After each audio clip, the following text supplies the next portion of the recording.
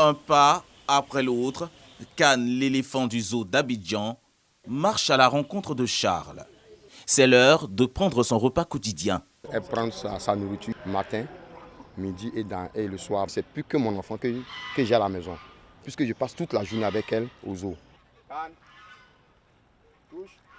touche encore, soulève, c'est bien, bravo. L'histoire du pachyderme commence un jour heureux de 1992. La Côte d'Ivoire vient de remporter sa première CAN au Sénégal.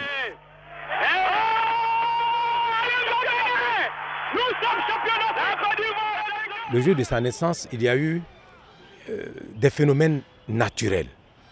Il y a eu la combinaison de la pluie et du soleil. Bon, nous avons trouvé cela curieux. Et autour de 10h, 11h, nous avons assisté à la naissance de notre bébé éléphant. Et c'est ce jour que l'équipe nationale de Côte d'Ivoire a remporté la Coupe d'Afrique des Nations, la CAN.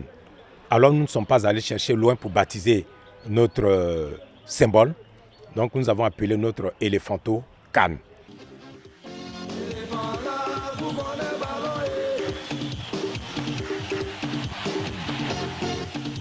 Au zoo d'Abidjan, Khan, l'éléphant, constitue une véritable attraction pour les visiteurs. En famille, sorties scolaires, groupes d'amis ou seuls, les visiteurs apprécient sa compagnie. À quelques jours de la Coupe d'Afrique des Nations de football en terre ivoirienne, la cote de popularité de Khan s'est accrue. Auparavant, je ne savais pas l'histoire de l'éléphant qui se trouve dans le zoo ici.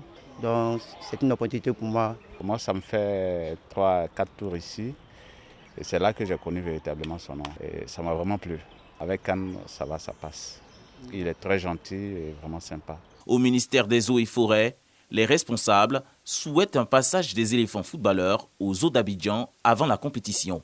Il est souhaitable que les éléphants de Côte d'Ivoire, accompagnés de toutes les structures qui encadrent le football ivoirien, viennent ici pour venir saluer Khan et prendre également les bénédictions auprès de Khan pour que la CAN, cette fois-ci, cette coupe-là reste en Côte d'Ivoire et qu'elle ne sorte pas de notre pays. En attendant, Khan continue d'attirer le regard des visiteurs. À 32 ans, l'éléphant est présenté comme un porte-bonheur pour les footballeurs de la sélection nationale.